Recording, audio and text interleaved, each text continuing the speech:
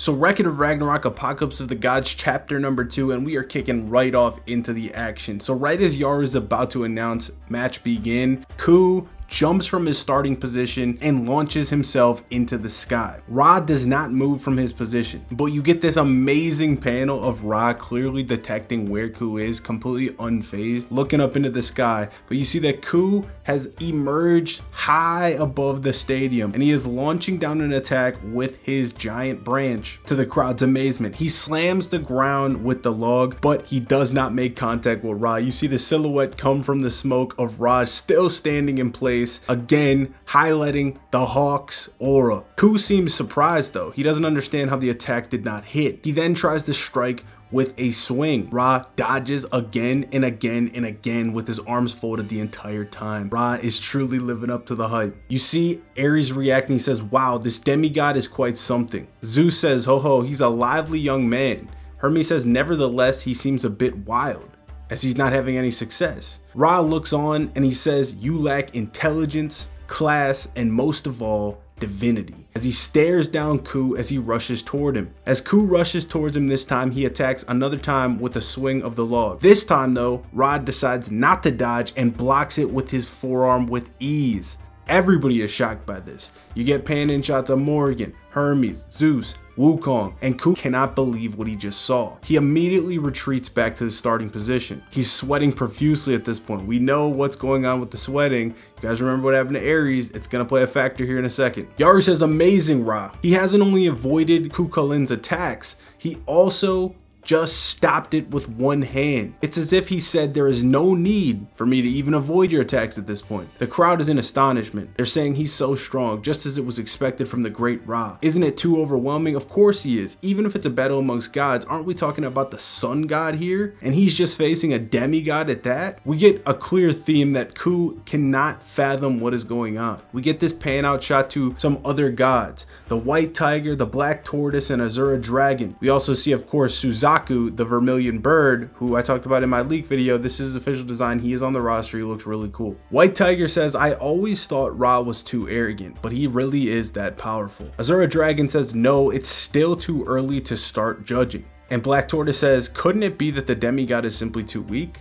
Sound logic there. And that's when Suzaku interjects and says, or maybe Lord Ra has done something already. You get another shot of Ku violently sweating. He's thinking to himself, my attacks have never been so weak. They can be stopped with just one arm. This doesn't make any sense. Could this old fart be hiding something? Whatever, I don't care. And he rushes toward Ra once more. This time though, he stopped dead in his tracks. He can't even keep his legs moving. He says, what is going on? He looks down and his legs feel so heavy. Ares immediately recognizes what's happening. That's the same thing that happened to me. Ra says, at last. And you see this amazing shot of his aura. The divine power has rubbed off on you. We then start to see the crowd. They're all feeling the heat. They're like, damn, when did it get so hot? I'm thirsty as hell. And this is perhaps one of the coldest moments in the Ragnarok franchise, just the whole premise of what's happening here. But you start to see these people start coming down with drinks and you're like, wait, who the hell is this?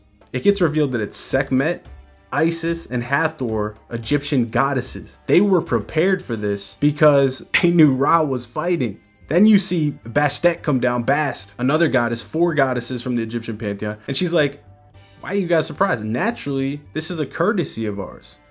The body of Ra becomes hotter as he fights. The more he fights, the more intense the heat waves. Because of that, the heat and dryness of this place is equal to that of a desert, even from the stands. And that's without even talking about the arena, what Ku's feeling in the moment, which is even much worse. So the fact that they already know what's gonna happen with Ra, and they're prepared, like, yeah, of course this is gonna happen. Like, we're gonna have refreshments ready. They can't let anybody feel uncomfortable. They want the spectators to watch and enjoy Ra's performance as he shows the hell out. We get the reveal of this technique. It's called Burning Star Barrier Complete Liberation from Ra. You get this amazing shot of his aura that seems to envelop the entire arena. Ku is completely lost in this fight right now. It looks as if he's melting underneath the heat from the sun. And I gotta say, this is the most divine power we've really ever seen, and it's awesome to see. This is what I would have loved to see from all the gods, where he's literally just drawing power from the sun. He has a sun-based ability where he's just burning people to shreds without even having to make contact with them. It's amazing. I'm loving this so far. So Ku basically has to slam his log into the ground so he can even remain standing to prop him up. Yaru says this heat is...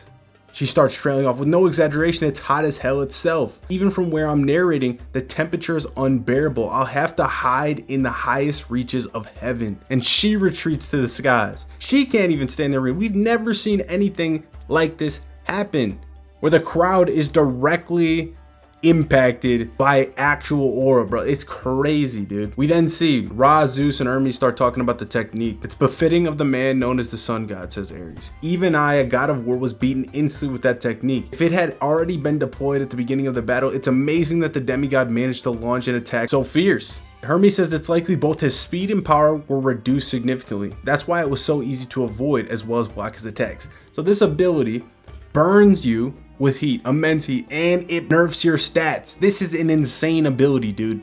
We then cut to Shiva's group, his whole pantheon, where Brahma says, however, this has left something clear. When he gets serious, things are sure to get hot. Ra isn't even close to serious yet, and this is already the effects. This is crazy. Yaru finally explains what the stipulations to the match are. She says, well, allow me to explain once again to everyone in the stands. The condition to determine victory in Apocalypse is extremely clear and simple. The end of the match is decided when one of the combatants becomes unable to continue fighting, including death or surrender. So you do not have to kill your opponent. This is why you can still see Indra in the actual Record of Ragnarok tournament, which takes place after this. I mean, he could of course win. It's very doubtful, but that's why you could still see him even if he loses, right? As such, because of Ku Kalin's current state, the result can already be decided. She's counting him out. Ra says, how crass. It was all a waste of my time, as expected.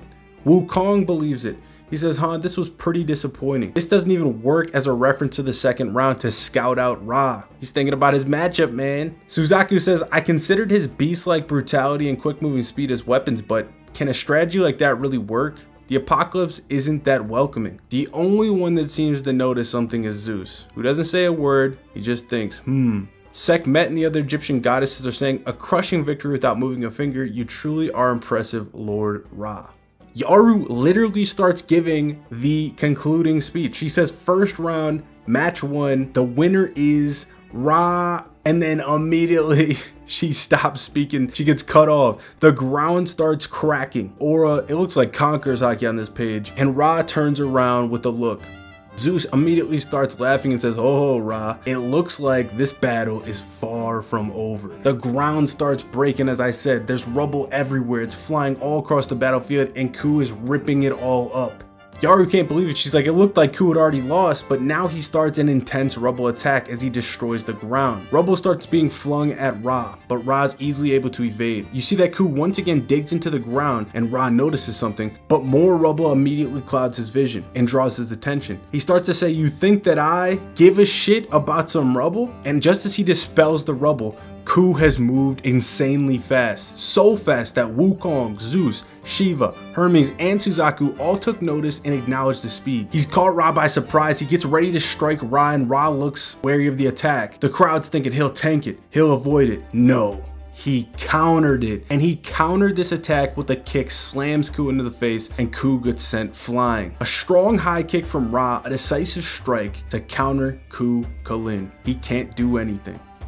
Ku Kalin lands, and the narration says, after resuming the battle with unstoppable fury, the intense barrage doesn't allow for a moment of respite. Regardless of the situation, the battlefield hasn't changed at all. We then cut to Suzaku's group. He says aloud, the blows exchanged just now. Ah yes, he neither dodged nor blocked. It was a pretty desperate move.